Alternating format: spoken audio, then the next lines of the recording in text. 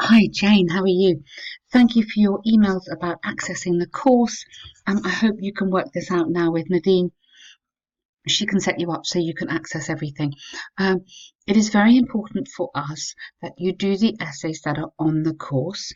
I'm happy now that you've done your own essays because I know your exam is coming up really soon, so it gives me a chance to give you more feedback.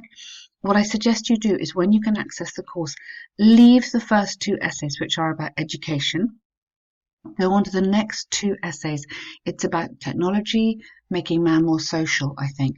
So start with essays 3 and 4, it will be called, and then we're on track, okay? But please watch the module number 3. I'll send you back which module to start with um, before you write the next essays, because this is the key, really important template that we're suggesting you have a look at. Hope that makes sense. Okay, here we go. And thank you for putting this chart in. That's very helpful for me. So interesting, isn't it? And you've done this very nicely. Okay. The only thing I think you've possibly missed is the chance to use some language here, sort of falling dramatically, fluctuating, remaining steady. This one, gradual decline. So I think you've possibly missed an opportunity to use some language, the same language as you would use for a graph over time. So the language over what we call the dynamic language, the moving language. So the table compares the number of every individual's. Yeah. Maybe not. Okay. A range of individuals' annual cycling distance represented in 7 age groups over 25 years in the UK. Okay, here I would just put your overall sentence like that. Literally, that's just the layout. I think is better. Overall, it's obvious that young males aged 11 to 62 are the most enthusiastic. I think you should put a noun here, cyclists. Whereas girls aged 5 to 7 were the least. You need to repeat the verb, the least.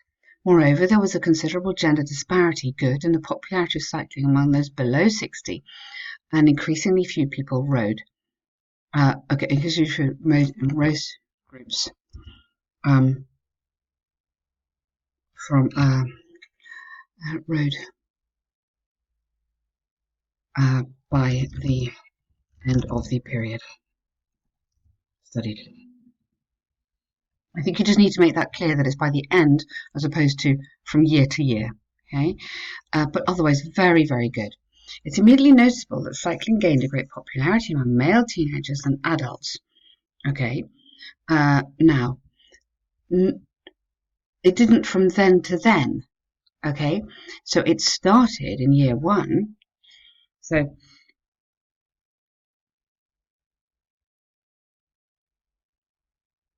I'm going about male teenagers and adults. So male teenagers here and adults. So male teenagers, it doesn't increase, it goes down. Adults, it increases, I would say, only slightly. So careful here. Cycling gained rates for male teenagers and adults. I'm not sure that's actually true. Specifically, the 11 to 17-year-olds witnessed a large amount of cycling distance throughout the period. Yeah. Now, let's go here through the first 15 years. Let's be really, really precise here. Throughout the first 15 years at 2 yeah, compared to 56 of females. However, yeah, in the second, so here in the final 10-year period, yeah, the male figure was almost half its initial. Rather than beginning, I'd say initial level. Yeah, and the gender disparity had increased slightly. You need again another verb in here, had increased. So go for past perfect there, which is nice. Do you see what I mean? We've got to be really precise here, and because it is actually quite easy to read this, yeah, you can't make a big statement because that is, to me, that's dramatically declined. I would say this has steadily increased, but this is a dramatic decline there. So you could be pointing that out. In contrast, Although the 18 to 59-year-old cyclist distance was about 2/3 lower than the boys' distance in their first year, it experienced a slight increase. Yeah, okay, that's nice. However, other groups showed, past tense there, less passionate in cycling as their travelling distances, plural, were all fewer than the average level between, ranging between 51 and 38 at the end. Okay, at the end of the period, or maybe you could say here after 25 years. Keep referring to the time so we know which time scale you're on. Females had the lowest distance with minimal changes. Yeah, whereas, so let's contrast this because we're all about contrasts here. The oldest group above 60,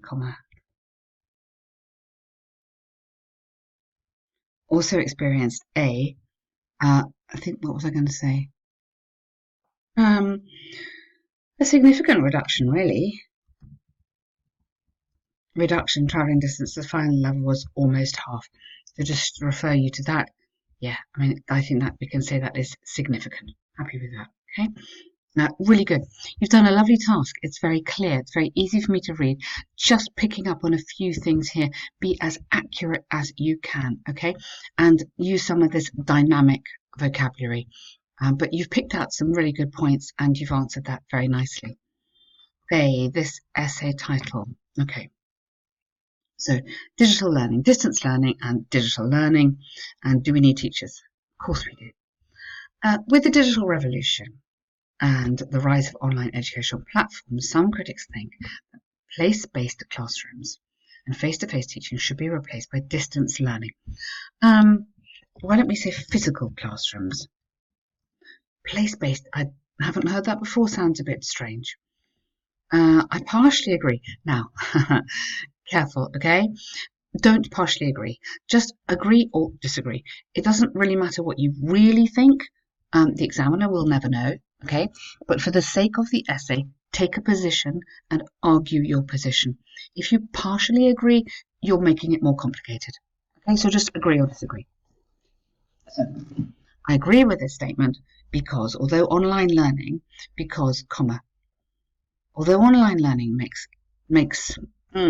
don't repeat learning. Online learning, okay, maybe more convenient and more efficient, traditional teaching methods are still valuable and, goodness me, and widely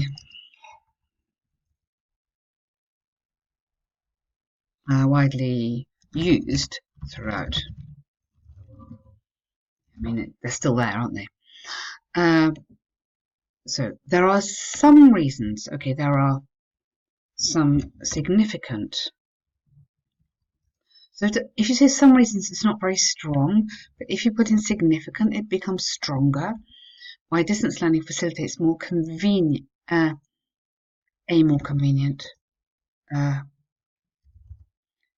and efficient. You don't need to repeat more, okay? You did it there. And careful, don't, because you said convenient and efficient, so don't repeat yourself. It's the same as repeating the question. And more targeted. Let's use, sorry, let me just put them in. I'll put them in here, yeah. Targeted and relevant. Yeah, so because we're going for amazing vocab, let's go for different. Yeah, don't use words you've already used. Yeah. Firstly, online courses allow students to learn wherever they are and whenever they want. Okay. This is particularly beneficial for those in remote areas where there's a lack of high quality. You don't need that, but you do need an adjective: educational resources. Yeah. So let's expand lack of schools. Let's go 3. Lack of schools or a low standard of teaching. Do you remember what we were saying yesterday or the other day about using 3? So here you've got 3 really nice, powerful little phrases in here, which we're just kind of giving more grammar, and we are giving more kind of vocabulary and developing the idea. So we're doing lots of things at once. Those students could utilise a large amount of knowledge.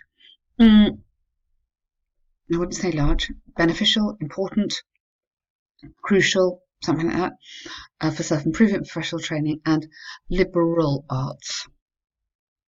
You need to say what you mean by that. Liberal arts, because not many people may not understand that, such as. Okay. Second, it also promotes educational equality. Now, what do you mean by it? So you mean such access to such courses can. Okay. So rather than it, the pronoun, say what you mean, but say it in a different way. And I put a modal verb in there. Educational equality. Whereas it's difficult for the majority to enter in a prestigious university, a capital U with university in English, such as Yale or Oxford, due to the high tuition fees or fierce competition. Competition is plural here. A much online education is freely accessible. Yeah, good point. As a result, disadvantaged groups could gain more opportunities to improve themselves and improve social mobility, social and professional mobility. Yeah, excellent. However, online education also has limitations concerning students' relationships. Maybe you have student-teacher relationships, and its implementation, which is where traditional teaching can help. Where conventional teaching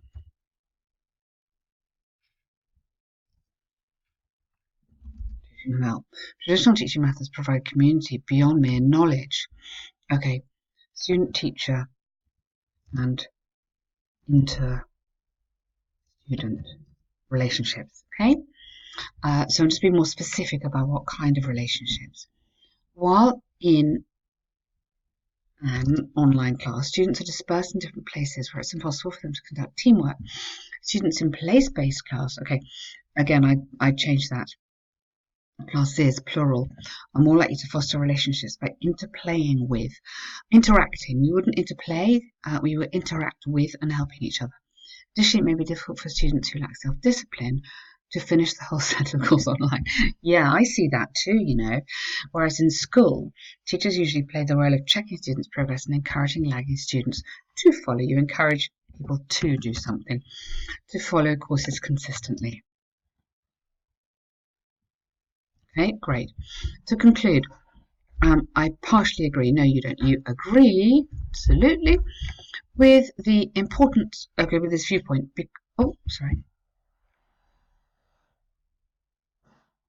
Because distance learning benefits those in remote areas and from disadvantaged backgrounds. However, it is unlikely to help build relationships between students and teachers. Why don't you go here? In the future, I believe traditional methods should not be replaced by online learning, but they can usefully and constructively support each other. Okay, really nice essay, Jane. I really like that. You've done a very good job indeed here. So you've task achievement. You've answered the question very well. You developed it nicely. A few little things I think we could do just to develop it more, particularly in this paragraph here. I've added in a few things. The coherence is good. You're using these nice linking words all over, really, to guide me through. So it makes it easy for me to read. That's exactly what you want to do. Grammar, very nice. Yep. You could add in a conditional sentence here once, and maybe you could add in a past perfect tense somewhere. You could add in a few more relative clauses. Just think about showing off your grammar and vocabulary. Just don't repeat. Just add in some, sometimes when I've said the same thing lots of times, that's a good way to show your vocab. Okay, really good tasks. So pick up on the course. So watch the first modules pick up on essays 3 and 4, which I will send to you now. All right, good luck. Thank you.